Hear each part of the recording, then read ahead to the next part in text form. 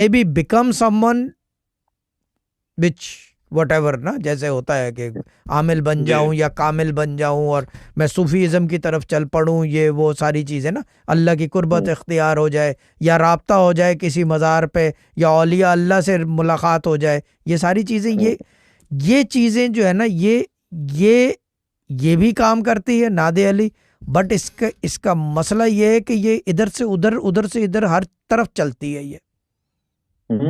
यानी कि अच्छा, ये कोई आलम ऐसा नहीं है जिसमें ना वैलिड वाइड हो क्या बात है, ये क्या हर बात है, आलम में बेशक। चल रही होती है। अच्छा, जब हर क्या आलम में चल रही है तो इसका मतलब एक्सेसिबिलिटी भी है, हर एक को पढ़ने की भी इजाजत है, कहीं रिस्ट्रिक्शन नहीं है, क्योंकि शरई एतबार से हजरत अली को कोई भी पुकार सकता है।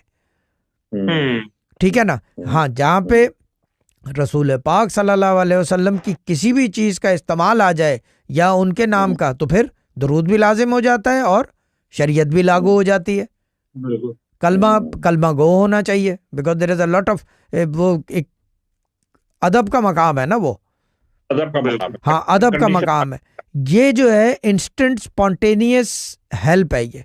और इसके लिए जो है मामला ये है कि, मसला ये है कि, और दूसरी चीज़ ये कि हर एक को जानना चाहिए इस बारे में, it can open any door and literally it can smash a door. मैं ये नहीं बता सकता, लेकिन मैंने जो सुना है, जो डैड से भी सुना है और भी किसी ने बताया है, ये बाकायदा, ये जो पहले दिन पढ़ी थी ना किसी ने, ये मैं नाम नहीं ले सकता, ये काफ़ी पहले जी की बात है, मसरूर भाई को भी पता नहीं जी है। जी जी। लिटरली उन्होंने देखा कि दरवाजे घर के ना, वो यानी कि परक्चे उड़ गए दरवाजों के। Oh my God. यानी कि अच्छा। वो किसी के घर में, कराची की बात है ये, दरवाजों के हम्म, परक्चे उड़ गए थे, यानी कि हम्म, दरवाजे खुल गए ना। और ये इससे होता जी। है। आम तौर से वज़ाइफ में क्या देखते हैं कि दरवाजे खुल गए मेरे, या आवाज आ गई तेरे दरवाजे खोल दिए हमने, आदमी खुश के चलो ठीक है, ख्वाब में मैंने देखा। भाई इसके अंदर तो वजीफे के अंदर नजर आ जाता है कि दरवाजों के परक्चे उड़ गए हैं, बिल्कुल चौखटे, वो जो चौखटे नहीं कोई हाथ से निकाल दे हाँ दीवारों में जी। से, उस तरह चीर फाड़ देते हैं। ये बहुत पावरफुल चीज है। अच्छा, एक